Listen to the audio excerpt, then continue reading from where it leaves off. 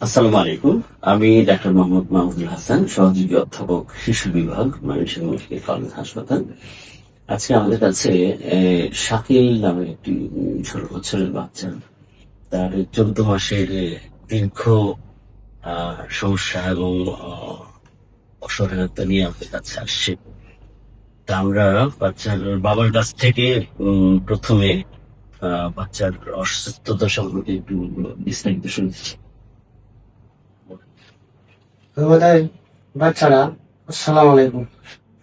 প্রথমেই শুরু থেকে ঠ্যাং ব্যথা উঠছে পুলার উপরে আমি দুর্গাপুর নিয়ে গেলাম। দুর্গাপুরতে এস করলো, করার পরে কোনো রোগ আসেনি। 2 মাস লাগা চিকিৎসা করার পরে আবার আইলাম ময়মনসিংহে এলো। আরো দীর্ঘদিন চিকিৎসা করলাম এক ডাক্তারের কাছে, কোনো সুরাহা আইয়া না। যার ফলে ঠ্যাং থেকে উপর বাই চলছে দামি করিয়া এই ফুলাটা ব্যথা জোর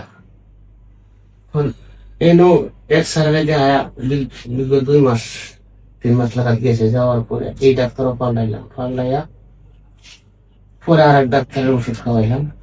কোনো সুরাহা আইতাছে না, খালি উপর উপর দিকে এই খালি দাউনি করতেছে, দাউনির উপরে আছে।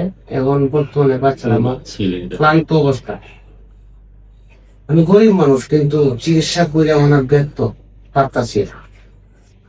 এরপর আমার বাচ্চারা বাসে থেকে কমে গেলে মাইক দিয়ে হোক আর জেলাই হোক। এবার মহসিন ডাক্তার পরে অবশেষে গেলাম আমি কমরিতলা হাসপাতাল। কমরিতলাও গিয়ে অনেক চিকিৎসা করলাম, কোনো রোগ আসে নাই। কেন আসে নাই এটা আমি খুব দুঃখজনক, আমার বাচ্চারা লেগে খুব দুঃখজনক। আমার পুরা ফ্যামিলি কষ্ট মানে আছি। বাচ্চারা বুক পোলা, মাথা পোলা, তার সর্বঙ্গই পোলা, জ্বর প্রচুর মাত্রা। এরপরে তার শরীর সবাই জানা ব্যথা লেগে যেমন কষ্টে আছি, তাই সবাই রাখতে পারি।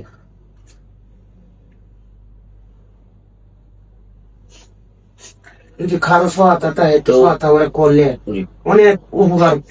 মানে আমি গরিব মানুষ, কি বলবো, দুঃখের বাচ্চাটি আমার প্রথমে বড় নাই। বাচ্চাটি প্রথমে আসলে জয়েন্ট সোয়েলিং নিয়ে শুরু হলেও তার ধীরে ধীরে তার জার্নালাইজ ওয়াস্টিং হয় এবং swelling of neck, head swelling হয়, মাল্টিপল আছে এবং চেস্টের সামনে তার সোয়েলিং হয় এবং গ্রেজুয়াল ওয়াস্টিং হতে থাকে। তো ওর এবং সবচেয়ে বেশি পেইনফুল যে বিষয়টা সেটা হচ্ছে তার নি joint swelling, ankle joint swelling যেটা ছিল, সেই অ্যাঙ্কেল জয়েন্ট সোয়েলিংটা আসলে কখনোই ভালো হয় নাই এবং ধীরে ধীরে এই অ্যাঙ্কেল জয়েন্ট সোয়েলিংটা তার জন্য খুব কষ্টকর বিষয় হয়ে দাঁড়াচ্ছিল। তো আমরা অনেক পরীক্ষা নিরীক্ষা আসলে ওর করা হয়েছে, অনেক ধরনের পরীক্ষা নিরীক্ষা করা হলো। তো অনেক ধরনের পরীক্ষা নিরীক্ষার মধ্যে ওর আসলে কনক্লুসিভ কোনো ডায়াগনোসিসের দিকে যাওয়া যাচ্ছিল না। তো আমরা ওকে যখন আমাদের কাছে নিয়ে আসে তখন আমরা ওকে আহ, কিছু রক্তের পরীক্ষা করতে দিই। রক্তের পরীক্ষাগুলোর মধ্যে ওকে সিবিসি করতে দিই, পিবিএফ, সেরাম ক্রিয়েটিনিন, কর্টিসল, অ্যাসিটিএস, ANA, serum electrolytes and uric অ্যাসিডটা করতে দিই। এর আগে ওর এমটি করা ছিল, এমটি নেগেটিভ ছিল, যদিও ওয়াস্টিং ছিল কিন্তু এমটি তার নেগেটিভ ছিল। এখন এই পরীক্ষার রিপোর্ট গুলাতে যে তার যে সিবিসি রিপোর্টটাই মোটামুটি সারপ্রাইজিং, মোটামুটি তার ডায়াগনোসিস এর দিকে অনেকটাই হয়তো এগিয়ে যাবে।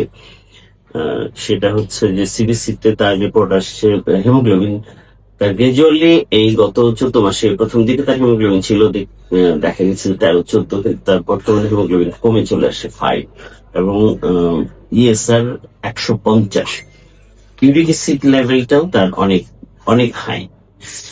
আর হচ্ছে তার এসিটিএস কর্টিসলের মধ্যে কর্টিসল লেভেলটা অনেক অনেক বেশি হাই, কর্টিসল লেভেলটা অনেক হাই।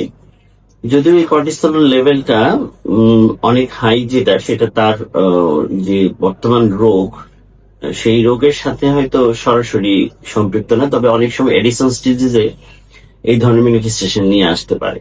আমরা প্রথমে 3টা জিনিস চিন্তা করলাম, যে এডিসনস ডিজিজ অথবা লিম্ফোমা অথবা টিউবারকুলোসিস। আমাদের দেশের প্রেক্ষাপটে আসলে টিউবারকুলোসিসটাই প্রথমে চিন্তা করা যায়, কিন্তু তার যে এই, লক্ষণ, সেই লক্ষণগুলোতে লিম্ফোমা, সম্ভবত লিম্ফোমার ডায়াগনোসিসই তার ফাইনাল হবে আশা করা যাচ্ছে, মনে হচ্ছে। কারণ লিম্ফোমাতেই সে সম্ভবত ভুগছিল, এবং আমরা সামনে একটা বায়োপসি করবো, বায়োপসি করে কনফার্ম করবো। কিন্তু সাপোর্টিং যে ইনভেস্টিগেশন গুলো আমরা পেয়েছি সেগুলোতে বাচ্চাটি লিম্ফোমায় ভুগছিল, এবং লিম্ফোমার কারণেই তার যে রোগ লক্ষণগুলো সেগুলো, এবং জার্নালাইজ ওয়াস্টিং, তারপর হচ্ছে সিভিয়ার পেইন। এখন আমরা যেটা করব সেটা হচ্ছে বাচ্চাটাকে হসপিটালে ভর্তি করব, ভর্তি করে তাকে ইমিডিয়েটলি কাজটা করতে হবে, সেটা হচ্ছে তার ব্লাড ট্রান্সফিউশন দিব। ব্লাড ট্রান্সফিউশন দিয়ে একটা বায়োপসি করব, বায়োপসি করলে তার রোগটা কনফার্ম করা যাবে। প্রাথমিকভাবে এই রোগটি লিম্ফোমার দিকেই যাচ্ছে, লিম্ফোমার মতোই হচ্ছে মনে হচ্ছে। এখন আমরা বায়োপসিটা করে কনফার্ম করতে পারবো ইনশাল্লাহ। তো বাচ্চাটি দীর্ঘদিন ধরে ভুগছে, আমরা তার ট্রিটমেন্ট গুলা শুরু করলে আশা করতেছি যে ও স্বাভাবিক জীবনে ফিরে আসতে পারবে ইনশাল্লাহ। ধন্যবাদ সবাইকে।